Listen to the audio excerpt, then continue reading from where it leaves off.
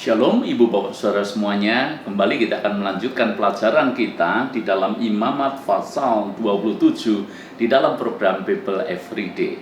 Saya percaya bahwa sejauh ini Anda pasti akan mendapatkan banyak berkat dari ayat-ayat yang kita baca. Beberapa dari antara Anda mungkin mengenal ketetapan Taurat dan punya pengetahuan, punya knowledge yang juga berguna untuk pertumbuhan rohani kita semuanya. Ibu bapak saudara semuanya, hari ini kita akan kembali belajar tentang salah satu ketetapan Taurat, yaitu tentang nasar atau membayar nasar. Nasar itu pada prinsipnya adalah sebuah janji yang diucapkan dengan kesungguhan kepada Tuhan kalau Tuhan melakukan sesuatu yang dimintanya. Kurang lebih seperti itu. Contoh nasar di dalam Alkitab adalah Hana. Dia mandul, maka dia bernasar. Kalau Tuhan memberkati dia dengan anak, maka anak yang lahir itu akan dibawa ke rumah Tuhan menjadi pelayan Tuhan. Maka kita mengenal Samuel, anak daripada Hana. Itulah nasar. Dan di dalam Imamat pasal 27 ini mencatat tentang ketetapan atau ketentuan nasar. Pada prinsipnya ada 3 bagian tentang nasar.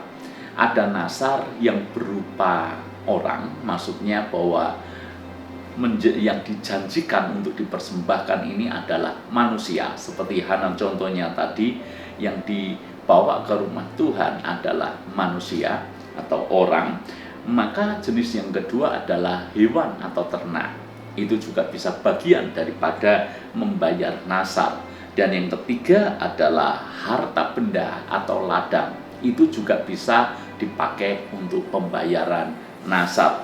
Pada prinsipnya ibu bapak saudara semuanya, apa yang tertulis dalam Imamat pasal 27 tentang nasar ini adalah seperti ini. Saya rangkum menjadi 3 hal penting tentang nasar. Yang pertama adalah bahwa nasar itu tidak menggambarkan kehidupan rohani kita. Maksudnya apa? Maksudnya seperti ini. Kalau Anda bernasar, itu tidak serta-merta membuat Anda lebih rohani dan lebih berkenan kepada Tuhan. Kalau Anda tidak bernasar, itu juga tidak membuat Anda berdosa di hadapan Tuhan. Saya ulangi lagi.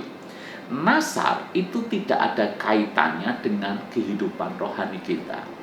Anda bernasar tidak membuat Anda menjadi lebih rohani, dan kalaupun Anda tidak bernasar, tidak menjadikan Anda berdosa. Ulangan menulis seperti ini. Kalau kita tidak bernasar, tidak mengucapkan nasar, itu juga bukan merupakan dosa bagimu. Jadi bernasar atau tidak, itu tidak menggambarkan keadaan rohani kita. Yang kedua adalah, kalau kita bernasar, maka kita harus menepati nasar kita. Pengkhotbah menulis, jangan sampai kita tidak menepati nasar yang sudah kita ucapkan kepada Tuhan. Kalau kita lalai dan kita melupakan nasar kita, tidak membayar nasar itu, justru itu yang membuat kita berdosa di hadapan Tuhan. Jadi lebih baik tidak bernasar kalau kita tidak yakin bisa menepatinya. Ibu bapak saudara semuanya, hati-hatilah dengan nasar yang kita ucapkan. Dan kemudian yang ketiga adalah jangan sampai kita mengucapkan nasar secara sembarangan. Contoh di dalam Alkitab adalah Yefta. Dia bernasar kalau Tuhan memberikan dia kemenangan, maka siapapun nanti yang pertama kali pulang menyambut dia akan dipersembahkan kepada Tuhan. Siapa yang menyambut dia? Anaknya perempuan. Kenapa Yefta mengucapkan nasar seperti itu? Sembarangan dia dengan perkataannya, sembarangan dia dengan nasar yang dijanjikan atau yang diberikan kepada Tuhan. Ibu bapak saudara semuanya, hati-hatilah soal nasar. Lebih baik tidak mengucapkan atau tidak menyatakan nasar kepada Tuhan kalau kita tidak yakin bahwa kita sanggup menepatinya. Kalau kita mengucapkan nasar yang sembarangan, Dan akhirnya kita berada dalam situasi dilematis.